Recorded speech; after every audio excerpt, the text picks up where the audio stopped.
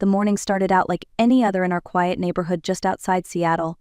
The sky was pale gray, the air smelled faintly of rain, and the sound of coffee dripping in the kitchen made everything feel calm and ordinary. I was in the middle of setting the table for the brunch my husband, Daniel Reed, had been planning all week. He was proud of these gatherings, partners, investors, people who admired his charm and success. To everyone else, Daniel was the perfect man. He owned a real estate company, dressed impeccably, and had that kind of confidence that made people follow him. To me, he was the man who had promised stability after years of struggle following my divorce. My 15-year-old daughter, Mia, had finally begun to feel safe again, or so I thought. Mia was quiet that morning, helping me slice fruit in the kitchen. Her eyes kept flicking toward the hallway, tense and distracted. I noticed, but before I could ask, Daniel stepped in, fixing his tie, smiling in that way that felt rehearsed. "You ready, sweetheart?" he asked, giving me a quick kiss on the cheek. "Almost," I said, forcing a smile. "The guests should be here soon." He nodded and left the room.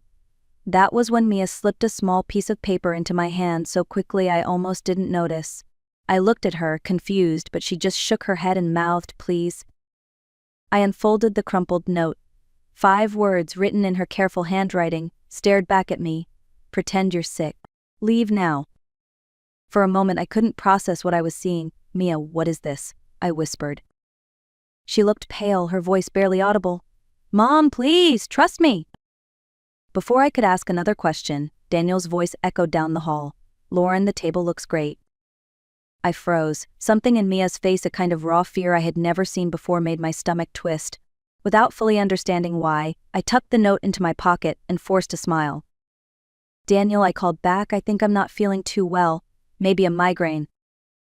That was the moment everything began to change.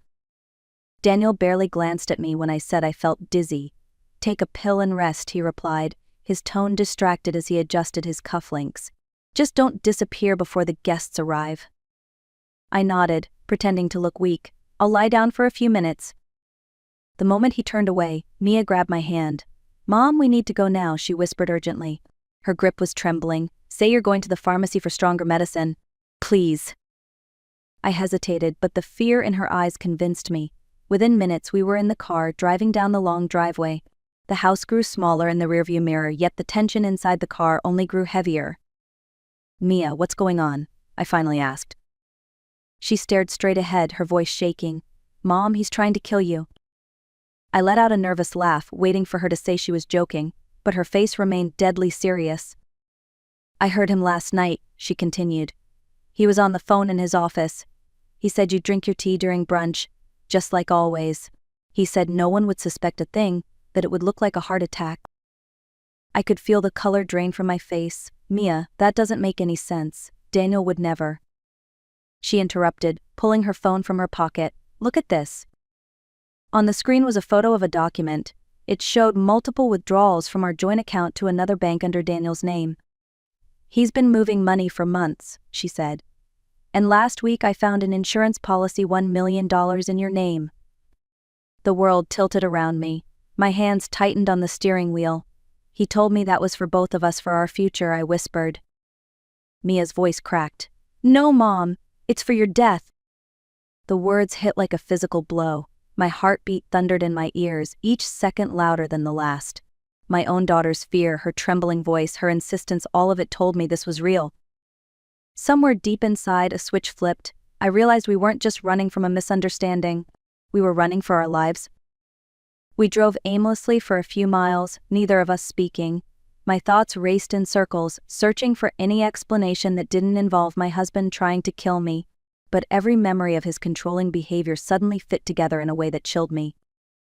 "We can't go to the police yet," Mia said quietly. "They'll believe him. Everyone thinks he's perfect." She was right. Daniel had a spotless image, donations to charities, pictures with city officials, a polished smile that could melt anyone's suspicion. Without proof, we'd sound insane. I pulled the car to the side of a quiet street and looked at my daughter. "If what you heard is true, we need evidence, something physical." Mia nodded. "There's a small brown bottle in his desk drawer. I saw him looking at it while he was on the phone." A plan began to form, reckless but the only one that made sense. "We're going back," I said. Mia's eyes widened in disbelief. What? Mom, are you crazy?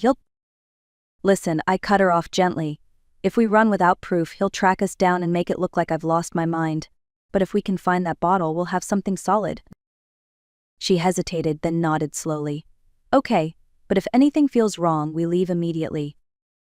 When we pulled into the driveway, the house looked exactly the same, too normal, too quiet.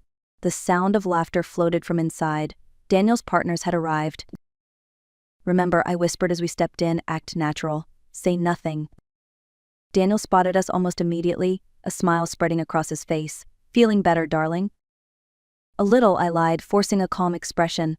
I took something at the pharmacy. It's helping. Good, he said, touching my back lightly. Why don't you come meet everyone? Mia muttered something about a headache and went upstairs. I watched her disappear down the hall, praying she would find what we needed. Downstairs, I played the role of the perfect wife. I smiled, refilled glasses, laughed at jokes I didn't hear, but every minute stretched into an eternity. My phone buzzed softly against my palm. One word appeared on the screen, now ... My heart stopped. I excused myself with a polite smile, my legs trembling as I climbed the stairs. When I reached Mia's room, she was pale, clutching her phone. He's coming, she whispered. I heard him on the stairs.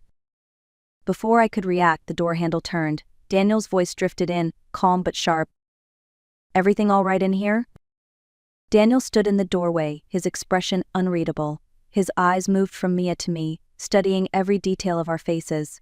You both look tense, he said lightly. Headaches again? I forced a small laugh, just checking on her before I go back down. He nodded slowly, then smiled in that polite, unsettling way of his. Good. Because I made you some tea, Lauren? Your favorite blend. It'll help you relax. My stomach turned. The tea. The same tea Mia said he planned to poison. I'll drink it later, I said quickly. I don't want to mix it with the medicine. He tilted his head, still smiling, but his eyes hardened. Nonsense. It's herbal. You can drink it now. Something in his voice sent a chill through me. I stepped closer to Mia. Maybe later, I repeated, firmer this time. A moment passed. Then Daniel's smile returned, smooth and empty. Suit yourself. He turned and left, closing the door gently behind him. Mia exhaled shakily. Mom, he knows. He knows we found something. Before I could respond, we heard the faint click of a key turning. Mia ran to the door and tried the handle. It didn't budge. He locked us in, she gasped. Panic surged through me. Window, I said, rushing to the back of the room. I yanked open the curtains. We were on the second floor. The ground below looked unforgiving, but it was our only option. I tore the blanket from Mia's bed, tying one end to the heavy desk leg. This will hold long enough. Go first. Mom. Go, I insisted. Now. Mia climbed out, her hands gripping the blanket tight as she slid down. I could hear Daniel's footsteps pounding up the stairs. My heart hammered against my ribs. When Mia reached the end, she let go, landing hard but safely on the grass below. She looked up and gave me a thumbs up through the window. The doorknob rattled. Lauren, open this door right now. Daniel's voice was no longer calm, it was sharp, furious. I swung my legs out the window and started to slide down. The fabric burned my hands, the wind cold against my face. Then I heard the door burst open and his shout, "You're making a mistake." I let go, hitting the ground hard and rolling to my side. Pain shot up my ankle, but I forced myself to stand. Mia grabbed my hand. Run, I said, breathless. And together we did, barefoot across the yard, through the trees, not daring to look back. We ran until our lungs burned. Branches scraped our arms as we stumbled through a line of trees that bordered the neighborhood. Behind us, voices shouted Daniel and a few guests calling our names, but we didn't stop. Not until we reached a side road outside the gated community. A passing taxi slowed when I waved frantically. The driver glanced at our disheveled clothes and mud-covered shoes but said nothing. Crestview Mall, please, I said, my voice trembling. He nodded and drove off.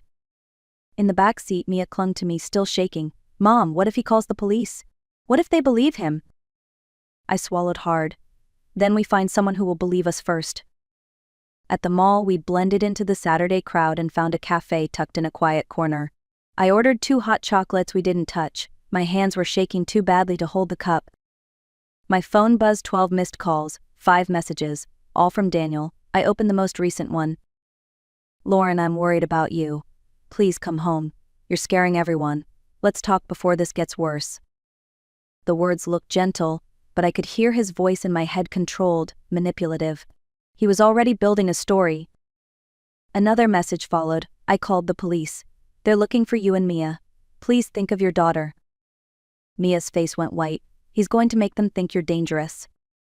I knew she was right. We needed help, someone who could protect us before he twisted everything beyond repair. Then I remembered my college friend Caroline Baker, now a criminal lawyer in Seattle. We hadn't spoken in months, but she was the only person I trusted. I dialed her number with shaking fingers. She answered on the second ring. Lauren? It's been ages, are you okay? No, I said, my voice breaking. I think my husband is trying to kill me. There was a pause, sharp and professional. Where are you? At Crestview Mall, second floor cafe. Stay there, she said. Don't talk to anyone, not even the police, until I arrive. For the first time that day, I felt the faintest flicker of safety. Help was coming. Caroline arrived less than 30 minutes later, her dark coat still damp from the drizzle outside. Her calm presence filled the cafe like oxygen. The moment she saw us, she walked straight over, her eyes scanning the room before she even spoke. Lauren, she said, her voice steady, are you hurt? I shook my head, though I could barely form words. He locked us in. We climbed out the window. Caroline placed a reassuring hand on my shoulder. You did the right thing. Now listen carefully. Daniel's probably already filed a false report. We need to control the narrative before he does more damage. Before I could reply, 2 uniformed officers entered the cafe. Their eyes moved quickly across the tables before landing on us. My pulse spiked. Mrs. Lauren Reed, one of them asked. Yes, I said, my voice trembling. Your husband contacted us, the older officer explained. He's worried about your safety and your daughter's. He said you left home in a distressed state. Mia shot up in her seat. He's lying. He tried to poison my mom. The officers exchanged skeptical glances. Caroline stepped forward smoothly, sliding her business card onto the table. I'm Caroline Baker, attorney at law. My clients are under my protection. You'll speak to me first. The younger officer hesitated. Ma'am, we just want to make sure everyone's safe. And they are, Caroline replied firmly. However, if you'd like to verify their safety, you can escort us to the precinct where we'll be filing a counter-report for attempted murder. That caught their attention. After a moment of uneasy silence, the older officer nodded. All right, let's go. At the station, fluorescent lights buzzed overhead as Caroline guided us through the maze of desks. She spoke with the confidence of someone who had done this 1,000 times. We were ushered into a small interview room, where the same officers began taking notes. 10 minutes later, Daniel walked in. His presence sucked the air out of the room. He looked perfectly composed, suit pressed, hair in place, expression soft with concern. Lauren, he said, his tone full of pity, you look exhausted. Please stop this, you're not well. I felt my jaw tighten, but Caroline cut in before I could answer. Mr. Reed, my clients have evidence of your crimes. I advise you to stay silent until you have counsel present. Daniel turned toward the officers, shaking his head. This is exactly what I was afraid of. She's been unstable for months, paranoid, forgetful. Our doctor prescribed medication, but she refuses to take it. That's a lie, I snapped. I've never seen any doctor. Caroline's voice was ice cold. Can you produce medical records, Mr. Reed? He hesitated for the briefest second. They're confidential, but yes, of course. I can request them. Just then, a detective entered holding a file. Captain, you'll want to see this. The officer opened it, scanning quickly. Mr. Reed, we found a vial in your home. Preliminary tests show traces of arsenic, and the blood found in your stepdaughter's room. It matches your blood type. Daniel's face drained of color. That's impossible. Caroline folded her arms. I think that's enough pretending for one day. And for the first time since this nightmare began, I saw it, the mask slipping, the calm cracking. The man I thought I loved was gone, replaced by something cold and feral. Daniel's composure shattered completely. His voice rose, wild and frantic. This is a setup. She planted that bottle. You don't know what she's capable of. The detective didn't even flinch. Mr. Reed, we also found documents linking your name to several offshore accounts. Funds were transferred from your wife's inheritance without authorization. Caroline leaned forward, her tone calm but deadly. That sounds more like premeditation than paranoia, wouldn't you say? Daniel's face twisted in rage. You think you can ruin me? You're nothing, Lauren. You and that ungrateful kid. Before he could finish, the officers restrained him. His voice echoed through the hallway as they dragged him out, shouting curses and denial. Then the door slammed and the room fell silent except for the sound of my own heartbeat. Caroline turned to me gently. It's over. You're safe now. But I didn't feel safe. I felt hollow. Every image of Daniel, every smile, every promise had turned into something grotesque. I realized I had been sleeping beside a stranger all along. That night, Mia and I stayed at Caroline's apartment. We didn't talk much. We were both too exhausted, both trying to process what had just happened. Around midnight, Mia whispered, "Mom, do you think he ever loved us?" The question broke my heart. I thought about it for a long time before answering. No, honey, I think he loved control, and we were just part of that. Mia nodded silently and fell asleep clutching my hand. Weeks later, the case went public. Daniel was charged with attempted murder, fraud, and falsifying evidence. Reporters called him the charming killer, the man who smiled through every lie. Forensic tests confirmed the poison was arsenic, hidden in my tea leaves. He had even kept a timeline of how my death should unfold. When the verdict finally came, 30 years without parole, I didn't celebrate. I simply exhaled, as if releasing years of fear in a single breath. Mia and I moved to a small apartment across town. It wasn't big, but it was ours. We started therapy together, learning how to breathe again, how to trust again. Some mornings I'd catch the scent of coffee, see the soft gray Seattle sky, and remember that day. The fear, the escape, the note. And then I'd remember the truth that saved us. Sometimes one small act of courage is all it takes to rewrite your fate. A year later, the world finally felt steady again. Our new apartment sat on the edge of downtown Seattle, where the morning sun spilled through the windows and touched every corner with quiet warmth. Life wasn't perfect, but it was peaceful, and after everything we had been through, peace felt like a miracle. Mia had grown into a confident 16-year-old. She laughed more now. She cooked, painted, and even joined a volunteer group that helped other teens in crisis. I watched her with pride every day, knowing she had saved my life with 5 simple words. That morning, while cleaning the bookshelf, I found the crumpled note tucked inside an old journal. "Pretend you're sick. Leave now." I stared at it for a long time, my eyes blurring with tears. That piece of paper wasn't just a warning, it was proof of love, of instinct, of survival.